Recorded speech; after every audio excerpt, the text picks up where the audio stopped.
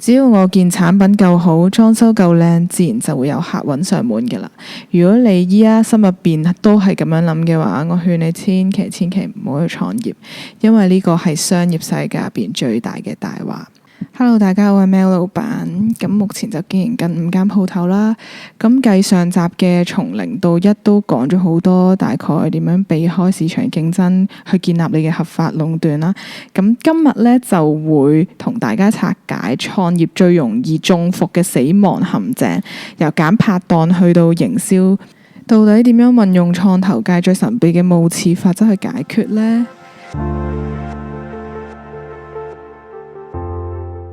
有人話基礎錯咗就神仙都難教啊！書入邊有句說話講到，就係叫做提爾定律啦。一個基礎俾人破壞咗嘅初創公司咧，係冇得救嘅。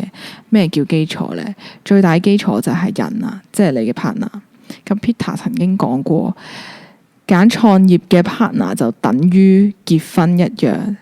一開頭大家嘅理念或者股權嘅分配，再或者係付出嘅時間係唔對等嘅，日後公司一係執笠，一係就日日都喺度嗌交。咁我用翻我自己本人嘅經驗同大家分享翻啦。有好多新手嘅老闆第一次搞生意咧，好多都係因為唔夠錢或者唔夠膽，就去揾咗幾個 friend 夾錢咁樣啦。咁 A 可能唔出力， B 就唔出錢， C 就得閒可能落嚟指點點咁樣。咁結果間鋪一賺錢，但係大家呢就即刻會爭住分噶啦。呢個係人嘅本性嚟嘅。但係一蝕錢呢，大家就會互相推卸責任啦。咁 Peter 教我哋一間公司呢要有清晰嘅所有權，即係股權、控制權，即係董事會或者係決策人，同埋一間公司嘅經營權，就係日常經營。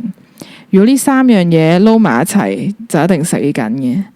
所以如果你要同人哋合夥嘅話，一定要白紙黑字寫明邊個話事，邊個做嘢。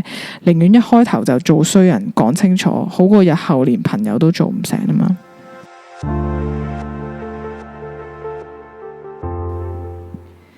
第二個核心嘅概念就係創投界嘅核武器覓刺法則啦。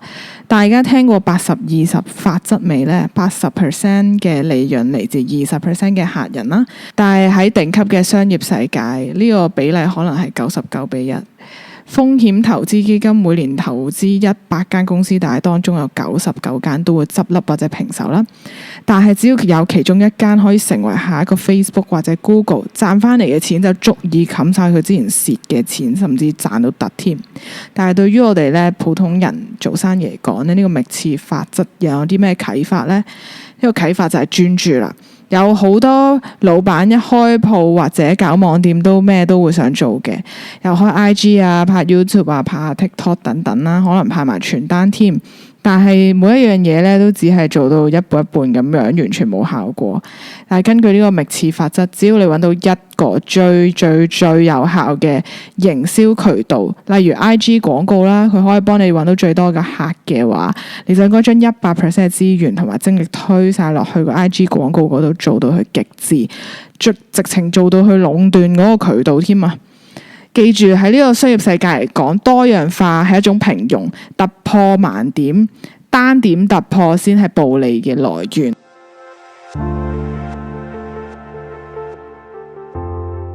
第3個呢，就係銷售同埋分銷嘅秘密啦。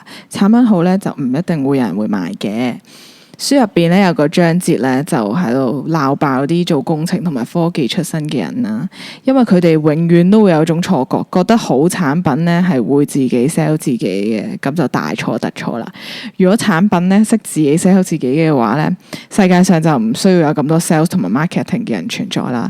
咁 Peter 就強調銷售同埋分銷咧同件產品本身一樣都咁重要嘅，甚至更加重要啦。咁做生意咧，你就要識計2條數咧，一條就係 LTV 客戶終身價值同埋 CAC 獲客成本啦。咁簡單啲嚟講咧，CAC 就係你用咗幾多錢先可以買到一個新客翻嚟啦。LTV 咧就係呢個客喺你嗰度由頭到尾總共 total 會使幾多錢呢？咁如果我開實體店嘅話，我落100蚊廣告先可以吸引到一個客翻嚟，即係個 CAC 等於100蚊啦。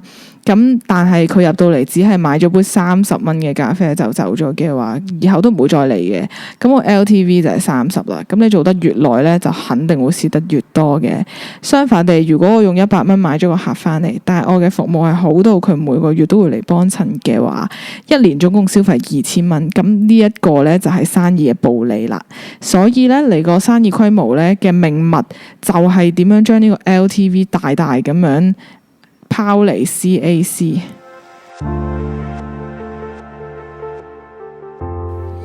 咁嚟到第4個重點啦，就係睇通未來嘅7個終極問題。喺呢本書嘅結尾度咧 Peter 就提出咗，任何一間偉大嘅公司都一定要答得中以下幾個問題。為咗節省時間，我抽咗對我哋創業者最重要嘅3個問題出嚟。第一個就係時機問題 timing 啊。咁條問題就係依家係咪做呢門生意最正確嘅時機呢？太早做個市場可能未必會接受，或者你太遲做，全部都係紅海一片，你就變炮灰噶啦。第二個就係壟斷嘅問題，你係咪由一個細嘅市場開始佔據咗絕對嘅優勢呢？第三個問題就係持久性嘅問題啦。10年、20年之後，你間公司仲會唔會存在？個市場仲會唔會接受到你間公司？